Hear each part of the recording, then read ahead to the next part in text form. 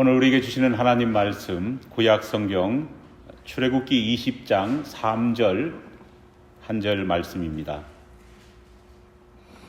출애굽기 20장 3절 한 절 말씀, 주신 하나님 말씀 제가 봉독해 올리겠습니다. 너는 나 외에는 다른 신들을 내게 두지 말라. 아멘. 목사님, 교회 다니면서 믿어야 한다고 말하는데 도대체 뭘 믿어야 하는지 잘 모르겠어요. 도대체 뭘 믿어야 하는 건가요? 목회를 하면서 참 많이 듣는 다소 황당한 질문입니다. 믿기는 믿어야 하는데 뭘 믿어야 하는지를 잘 모르겠다는 이런 고민은 이제 막 신앙생활을 시작한 초신자들의 만의 그런 고민은 결코 아닙니다. 신앙생활을 아주 오래 하신 분들 가운데 이런 똑같은 고민을 가지고 계신 분도 얼마나 많은지 모릅니다. 여러분은 어떠신가요? 성경에는 아브라함이 여호와를 믿으니 하나님이 그것을 그의 의로 여기셨다, 그러한 말씀이 있습니다. 도대체 아브라함은 무엇을 믿은 것일까요? 하나님께서는 아브라함의 어떤 모습을 보시고 그가 믿음이 있다 인정하시고 그를 의롭다 하셨을까요? 복음서를 읽다 보면 예수님께서는 병자를 고치신 후에 자주 이런 말씀을 하셨습니다. 내 믿음이 너를 구원하였다. 도대체 병 고침을 받은 이 환자는 무엇을 믿었다는 것일까요? 반대로 병 고침을 받지 못한 환자들은 도대체 무엇을 믿지 않았기 때문에 병 고침의 은혜를 경험하지 못한 것일까요? 오늘부터 몇 주간 주일 예배 설교를 통해서 살펴볼 십계명은 우리가 무엇을 믿어야 하는지, 어떻게 믿어야 하는지에 대해서 정확한, 명확한 답을 우리에게 줍니다. 십계명은 하나님께서 그의 택하신 백성 이스라엘에게 주신 율법을 요약한 겁니다. 613가지나 되는 방대한 그 율법의 조항들을 단 10개로 압축 요약한 것이 바로 십계명입니다.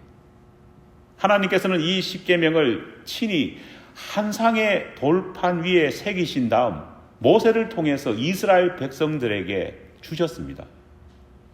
따라서 이 십계명은 하나님이 정하시고 하나님이 친히 손수 돌판에 새기셨기 때문에 하나님의 마음을 가장 잘 알 수 있는 도구입니다. 우리는 십계명을 통해 무엇을 믿어야 하는지, 우리 인간이 무엇을 하기를 원하시는지 하나님의 그 마음을 명확하게 읽어낼 수 있습니다. 그럼 무엇을 믿어야 하는지, 또 무엇을 해야 하는지에 대해 우리 함께 믿음의 탐구를 떠나보겠습니다. 율법은 하나님과 인간 사이에 맺은 약속입니다. 성경은 이 약속을 언약이라고 하는 특별한 용어로 표현합니다. 그리고 이 언약을 쉽게 이해시키기 위해 성경은 이스라엘 백성들에게 이 언약이라는 것이 혼인서약과 비슷하다, 그렇게 말합니다. 구약 성경에는 율법을 결혼과 관련 지어서 설명하는 구절들이 참 많습니다. 신약 성경에서도 예수님께서는 주님과 우리 사이의 그 관계를 신랑과 신부 사이, 즉 부부 관계로 설명하십니다. 믿음은 어떤 측면에서 결혼과 굉장히 비슷한 모습을 가지고 있습니다. 어떤 점에서 결혼과 믿음이 비슷할까요? 지금 여기 모인 분들 대부분은 결혼이라는 것을 다 해보셨을 겁니다. 또 지금도 우리는 여전히 결혼 생활을 이어가고 있습니다. 여러분, 여러분에게 결혼이라는 것은 어떤 것입니까? 결혼은 한마디로 말하면 약속입니다. 피 한 방울 섞이지 않는 남녀가 만나서 혼인서약이라고 하는 약속 안에서 서로 묶여서 사랑을 이어가는 것이 바로 뭡니까? 결혼입니다. 결혼은 과거에 대한 약속이 아닙니다. 결혼은 미래를 향한 약속입니다. 하지만 이 미래를 향한 약속 속에서 현재를 살아가면서 그 약속을 하나하나 지키는 겁니다. 그래서 결혼할 때 주례자가 반드시 묻지 않습니까? 요즘에는 잘 안 묻는데 옛날에는요, 저 때만 해도 반드시 결혼식 할 때 주례자가 똑같은 말을 했습니다. 무슨 말입니까? 검은 머리가 팥뿌리가 될 때까지 서로 사랑하시겠습니까? 미래에 대한 약속을 하라는 겁니다. 당신 검은 머리가 팥뿌리 될 때까지 배우자를 사랑할 것입니까? 미래를 묻는 겁니다. 그때 네라고 대답하지 않습니까? 네라고 대답하는 그 순간 미래에 대한 약속은 현재에 대한 실천으로 바뀌는 겁니다. 결혼하기 전 배우자가 될 상대에게 여러분 가장 많이 하는 약속이 뭘까요? 특별히 연애 결혼하신 분들은 수많은 약속들을 배우자를 향해서 하지 않습니까? 남자들이 가장 많이 결혼할 여성에게 하는 약속은 뭘까요? 넘버원. 황문화 집사님, 남자들이 여자에게 가장 많이 하는 약속은 뭘까요? 집사님도 하셨을 겁니다. 그게 뭐냐면은 결혼하면 손에 뭘까요? 물 한 방울 묻히지 않게 해주겠다. 이정 집사님도 들었는가 보네요. 잘하시네. 생각해보면 결혼하면 손에 물 한 방울 묻히지 않게 해주겠다. 말도 안 되는 약속입니다. 왜냐? 이 약속을 곧이곧대로 지킨다면 세상 모든 아내들은 화장실을 다녀온 후 손을 씻을 수 없습니다. 물을 묻히기 때문입니다. 그 더러운 손으로 뭘 합니까? 밥하기 위해서 쌀을 씻습니다. 생각만 해도 끔찍합니다. 여성들의 경우는 어떨까요?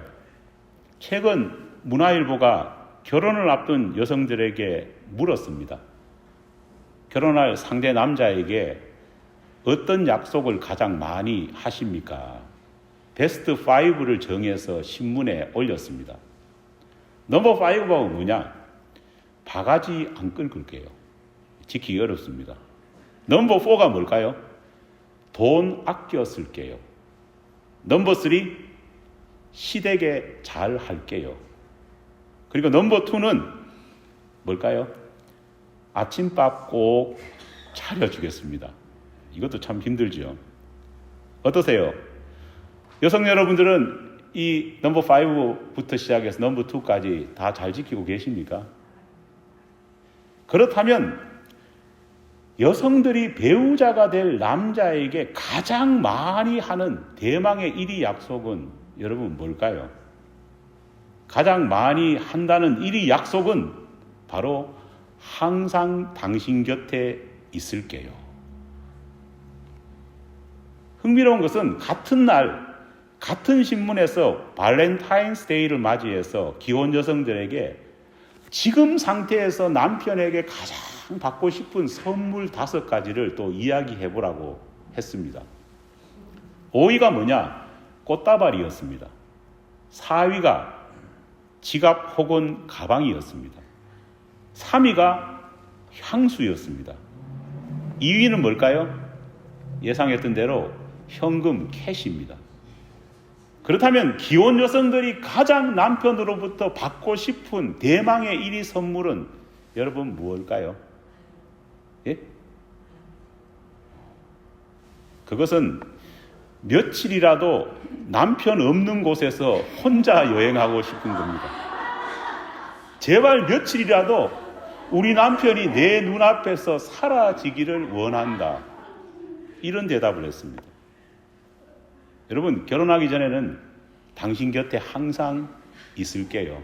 남자들도 이 약속을 듣고 어떻습니까? 너무 좋아합니다. 그러나 결혼 10년, 20년 지나면 어떻습니까?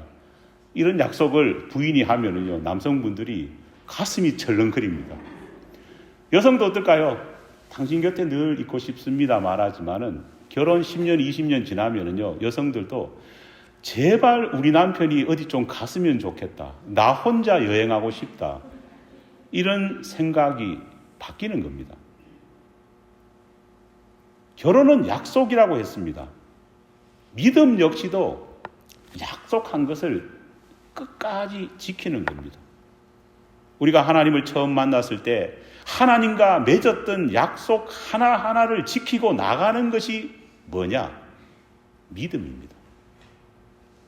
믿음의 시작이라고 말하는 회개도 따지고 보면 하나님 만나기 전에 이전에 방탕했던 삶에서 완전히 다른 삶을 살겠다고 하나님께 약속하는 것이 바로 회개입니다. 사실 하나님과 맺은 이 약속만 잘 지켜도 우리는 엄청난 믿음의 용장이 될 수 있습니다. 한 사람의 신앙 상태는 그가 얼마나 하나님과 성도들 앞에서 했던 약속을 잘 지키고 있느냐, 그것을 보면서 평가할 수 있습니다. 그렇다면 하나님께서 우리와 맺으신 이 약속, 또 우리가 하나님과 맺었던 이 약속의 핵심적인 내용은 여러분 뭘까요? 그 약속을 크게 두 부분으로 나눠 볼 수 있습니다. 바로 십계명에도 이 약속의 두 부분이 명확하게 들어 있습니다. 뭐냐 하면은요, 해야 할 일과 하지 말아야 할 일에 대한 명확한 구분입니다. 우리가 결혼할 때, 혼인서약을 할 때 혼인서약에 담긴 내용이 뭘까요? 그것은 아내로서 남편으로서 해야 할 의무를 다하겠다는 약속 아닙니까? 또 하지 말아야 될 일을 결코 하지 않겠다는 그런 약속이 바로 혼인서약입니다. 믿음도 똑같습니다. 우리가 하나님을 향해, 예수님을 향해 내가 해야 할 것을 반드시 하겠습니다. 반대로 하나님, 주님, 내가 하지 말아야 할 것을 결코 하지 않겠습니다. 다짐하는 것이 믿음이고 실천하는 것이 바로 믿음의 행위인 것입니다. 십계명을 봐도 하나님 앞에서 해야 할 것과 하나님 앞에서 하지 말아야 될 것이 명확하게 나옵니다. 하나님을 믿는 사람들을 향해서, 이웃들을 향해서 내가 해야 할 일과 하지 말아야 할 일을 명확하게 구분해 두었습니다. 그래서 십계명도 크게 두 부분으로 나눌 수 있습니다. 먼저 하나님 앞에서 우리가 반드시 해야 할 것들입니다. 제1계명부터 제4계명까지 담긴 명령이 바로 그것입니다. 하나님 앞에서 내가 반드시 해서는 안 될 일, 또 반드시 해야 할 일에 대해서 1계명과 4계명이 명확하게 우리에게 말해주는 겁니다.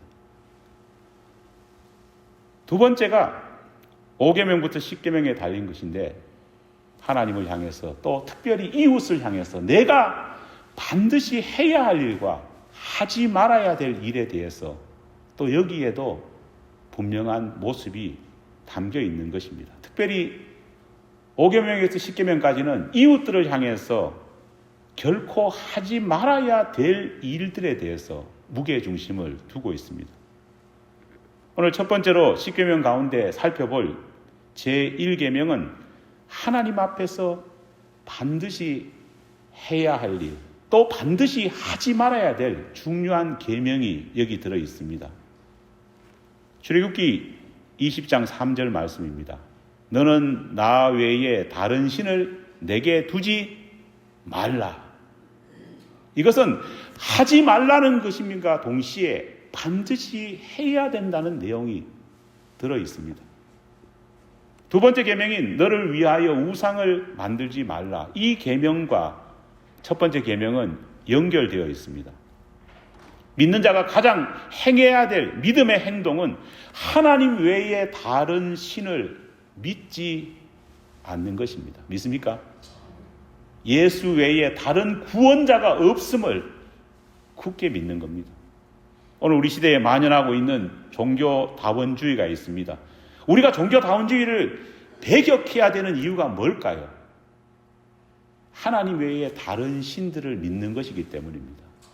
이 신 믿어도 구원받고 저 신 믿어도 구원받고 어차피 산에 오르는 길은 수백 가지가 될 수 있으니까 올라가면은 다 같은 신이다. 바로 종교다원주의입니다. 나 외에 다른 신을 믿지 말아라. 이 명령이 있는 한 우리는 종교다원주의를 믿을 수 없습니다. 알라와 예수를 함께 믿는 이슬람교도 우리는 배격해야 합니다. 왜 그럴까요? 알라와 예수를 함께 믿을 수 없기 때문입니다. 그들은 삼위일체 하나님을 믿지 않습니다. 돈을 하나님처럼 숭상하는 물질주의, 맘모니즘도 배격해야 되는 이유가 여기에 있습니다. 왜냐? 다른 신이 되어버리기 때문입니다. 하나님의 이 첫 번째 명령에서 우리가 주목해 보아야 될 표현이 있습니다. 그것은 바로 나 이외에는 이라는 말씀입니다. 이 말씀을 히브리어로 알파님이라고 하는 단어로 기록되어 있습니다. 그런데 이 말은 두 개의 단어가 합쳐진 겁니다. 먼저 알이라는 말은요, 무엇 앞에서 영어로 표현하면 before라는 의미입니다. 이어진 히브리어 파님은 얼굴이라는 그런 뜻입니다. 정리해보면 나 외에 다른 신을 내게 두지 말라라는 이 말씀은요, 하나님인 나와 인간인 너 사이에 우리의 얼굴을 마주보는 그 사이에 어떤 것도 끼어들게 해서는 안 된다는 의미입니다. 우리가 신이라고 말하니까요, 뭐 귀신이나 뭐 도깨비나 이런 것을 의미한다고 착각하시는 분들이 많습니다. 여러분, 신은 그런 것이 아닙니다. 하나님께서 나 외에 다른 신을 내게 두지 말라. 하나님 말고는요, 사실 진짜 신이 없지 않습니까? 그렇기 때문에 뭐 도깨비나 몽달 귀신이나 뭐 총각 귀신, 처녀 귀신 이런 류의 귀신을 의미하는 것이 아닙니다. 인간에게 진짜 신은 뭘까요? 괴로울 때, 걱정될 때, 공포스러울 때 인간 자신에게 위로와 평안을 주는 존재가 사실은 신입니다. 그래서 정말 엄밀히 말하면 지금 우리 자신의 신은 누구냐? 내가 걱정될 때, 내가 근심이 쌓일 때, 내가 정말 무서울 때 그것을 해결해 줄 수 있다고 믿는 존재가 사실은 누굴까요? 신이라는 겁니다. 내가 힘들고 걱정되고 근심 쌓이고 두려울 때, 내가 붙잡을 때 내 마음이 평안해지는 것이 지금 우리 자신의 신인 겁니다. 하나님이 그 존재라면요, 우리는 하나님을 믿는 것입니다. 하지만 하나님이 아닌 돈이 그 역할을 하고 있다면요, 우리는 누구를 믿는 걸까요? 맘모니즘을 믿는 겁니다. 사람이 그 존재라면요, 우리는 하나님이 아닌 사람을 신으로 믿고 있는 것입니다. 경제적으로 힘듭니다. 자식 문제 때문에 괴롭습니다. 몸이 아파 너무 걱정하고 두려움 때문에 밤잠을 설칩니다. 그럴 때 내가 무엇을 했을 때에, 내가 누구를 바라봤을 때에 나의 이 불안과 걱정과 근심이 해소되느냐, 그걸 보면은 지금 내가 누구를 믿고 있는지를 명확하게 알 수 있다는 겁니다. 나의 걱정, 나의 근심을 해결해 주는 바로 그 존재가 지금의 내가 믿고 있는 신인 겁니다.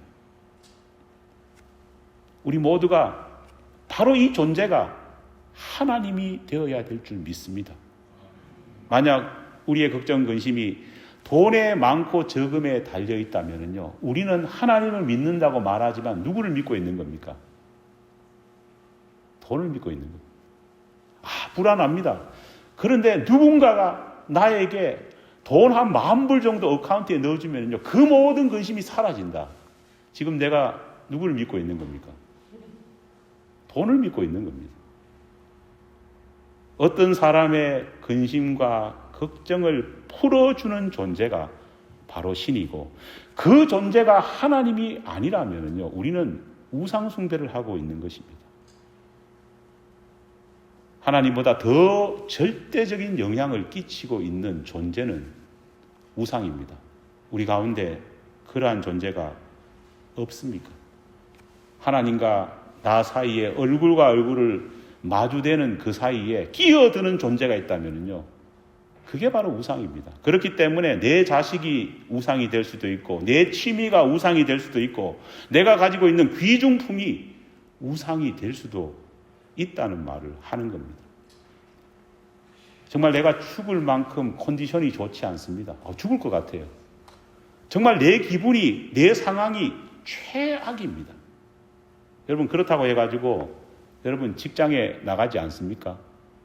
아파 죽어도 직장 나가는 사람 많이 봤습니다. 미국은 모르겠습니다. 제가 한국에 있을 때 보면은요, 안 나가면 어떻게 된다고요? 잘리니까 죽어도 나가는 겁니다. 여러분, 아무리 아파가지고 일어설 힘이 없다고 해서 자식 밥 안 해줍니까? 그런 어머니 제가 본 적은 없습니다. 자식 밥 해줄 때는요, 어머니들이 무슨 힘이 생기는지 초인이 되는 것 같습니다. 왜 그렇게 직장 나갈까요? 왜 그렇게 자식 밥을 해줄까요? 그 일이 너무너무 중요하다 생각하기 때문입니다. 내 목숨만큼이나 중요하다 생각하기 때문에 정말 엄청난 능력이 발휘되는 겁니다. 그렇다면 하나님을 향한 우리의 태도, 하나님을 향한 우리의 자세는 여러분 어떠할까요? 주 예수보다 귀한 것은 없네. 사람들이 참 많이 좋아하는 찬양입니다. 이 찬양의 핵심이 뭐냐? 주 예수와 나 사이에 어떤 것도 끼어들 수 없다고 고백하는 것 아니겠습니까? 그 사이에 끼어드는 것이 있다면 그것은 우상입니다. 열왕기상 18장에 기록되어 있는 우리 갈멜살 대첩을 기억할 것입니다. 선지자 엘리야가 홀로 바알과 아세라 선지자 850명과 갈멜산 꼭대기에서 영적 전투를 벌였던 사건, 여러분 기억하시죠? 엘리야 선지자는 그들과 영적 전쟁을 벌이기에 앞서서 바알과 아세라 선지자들을 바라보면서, 그를 추종하는 사람들을 바라보면서요, 어떤 이야기를 합니까? 열왕기상 18장 21절 말씀 제가 읽어드리겠습니다. 엘리야가 모든 백성에게 가까이 나아가 이르되 너희가 어느 때까지 둘 사이에서 머뭇하려느냐? 여호와가 만일 하나님이면 그를 따르고 바알이 만일 하나님이면 그를 따를지니라 하니 백성이 말 한마디도 대답하지 아니하는지라. 원래는 말을 해야 됩니다. 뭐라고 말할까요? 우리는 누구를 섬긴다고요? 하나님만 섬기겠다고 말을 해야 됩니다. 그러나 자신이 없는 겁니다. 엘리야가 무슨 말을 했을까요? 쉽게 말해서 너와 하나님 사이에 만약에 다른 거짓된 것이 있다면 당장 던져버려라, 치워버려라 말하는 겁니다. 엘리야가 말하고 싶었던 핵심이 뭐냐? 너희 조상들이 받았던, 너희가 지금 받고 있는 10계명의 제1계명을 지키고 있느냐 묻는 겁니다. 믿음이라는 것은요, 복잡하지 않습니다. 믿음은 하나님과 나 사이를 막고 있는 수많은 잡동사니를 없애버리는 겁니다. 백성들에게 이 말을 했던 선지자 엘리야가 더욱 중요한 이유가 있습니다. 수많은 선지자들 가운데 왜 하나님께서는 엘리야 선지자를 하필이면 갈멜산으로 보내셨을까요? 그 이유는 엘리야라고 하는 이 이름에 중요한 의미가 담겨 있기 때문입니다. 이름이 엘리야 아닙니까? 엘이란 말은 무슨 뜻일까요? 바로 하나님이라는 뜻입니다. 리는 무슨 뜻이냐? 나의라는 뜻입니다. 야라는 말은 뭘까요? 야라는 말은 여호와의 준말입니다. 정리해보면 엘리야라는 이름은요, 나의 하나님 여호와 한 분밖에 계시지 않다. 나에게는 나의 하나님 여호와 한 분뿐이시다. 이름의 뜻이 바로 그겁니다. 사실 엘리야라는 이름은요, 10계명의 제1계명을 바꾸어 놓은 것과 다르지 않다는 겁니다. 하나님과 나 사이를 가로막는 다른 신, 우상이 없는 삶을 날마다 고백하고 살았던 사람이 바로 선지자 엘리야입니다. 그래서 백성들을 향해서도 다시금 그 신앙을 회복하라 말하고 있는 것입니다. 에스겔 선지자도 이런 말을 했습니다. 에스겔서 14장 3절 말씀입니다. 인자야, 이 사람들이 자기 우상을 마음에 들이며 죄악의 걸림돌을 자기 앞에 두었으니. 에스겔 시대의 백성들의 잘못도 뭘까요? 우상 숭배하는 것이었습니다. 그냥 바알과 아세라 산당에 가서 예배 드리냐, 그게 우상이 아니라 죄악의 걸림돌을 하나님과 너 사이에 두고 있다. 선지자는 말을 하는 겁니다. 사랑하는 여러분, 오늘 우리 모두의 신앙은 어떻습니까? 엘리야, 나의 하나님은 오직 여호와 하나님 한 분밖에 없으십니다. 이 믿음을 고백하십니까? 선지자 에스겔이 말했던 것처럼 하나님과 나 사이에 어떤 것도 가로막지 않는 그런 믿음의 상태를 여러분들 유지하고 계십니까? 내 마음이 낙심되고 근심이 쌓일 때 나를 위로하는 존재가 여러분 누구입니까? 나의 이 힘없음 속에 새 힘을 주는 그 존재가 누구입니까? 그 존재가 누구인지를 깊이 생각해 보시기 바랍니다. 그 존재가 삼위일체 되신 하나님이 될 때에 진정으로 우리는 참된 믿음을 가지고 바르게 믿는 신앙인이 될 수 있습니다. 기도하겠습니다.